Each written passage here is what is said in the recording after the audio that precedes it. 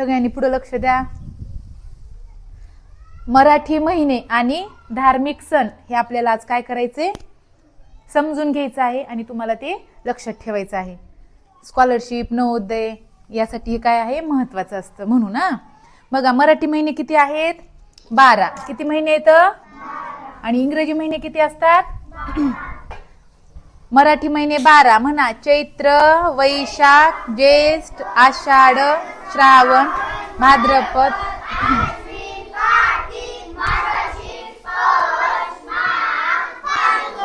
चैत्र महिन्यातले सण Gudi Padwa, Ramnavami, Hanuman Jayanti, good Friday, Eid ए मिलाद.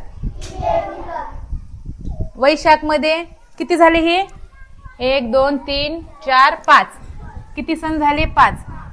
वैशाख मध्ये अक्षय तृतीया, बुद्ध पौर्णिमा किती झाली, मोठ्याने म्हणा. ज्येष्ठ मध्ये वट पौर्णिमा किती आहे, आषाढ मध्ये एकादशी, गुरुपौर्णिमा.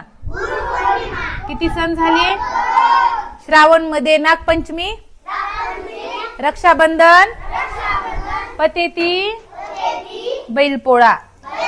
किती झाले, भाद्रपद मध्ये गणेश चतुर्थी, गौरी पूजन. म्हणजे भाद्रपद महिना पुढचा महिना आहे, बरोबर आहे. आता कोणता महिना चालू आहे, श्रावण महिन्यात नागपंचमी झाली, रक्षाबंधन झालं, पतेती झाली, बैलपोळा झाला. कधी झाला बैलपोळा, म्हणजे हे सण झाले. आता पुढच्या महिन्यात काय आहे, गणेश चतुर्थी म्हणजेच गणपती बाप्पा बसणार आहेत पुढच्या महिन्यात.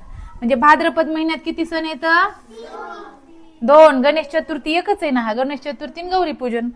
आश्विन महिन्यात घटस्थापना, रमजान, दसरा.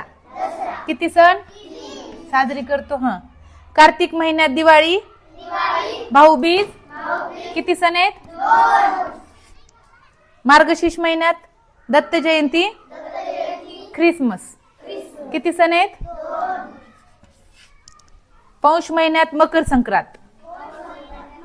माघ महिन्यात कोणते, रथसप्तमी, आवाज येई नाही, मोहरम, महाशिवरात्री. किती सण झाले, 3. फाल्गुन महिन्यात आणि रंगपंचमी. आता हे किती आहेत, 2. अशा प्रकारे मराठी महिने आणि धार्मिक सण आपण लक्षात ठेवा.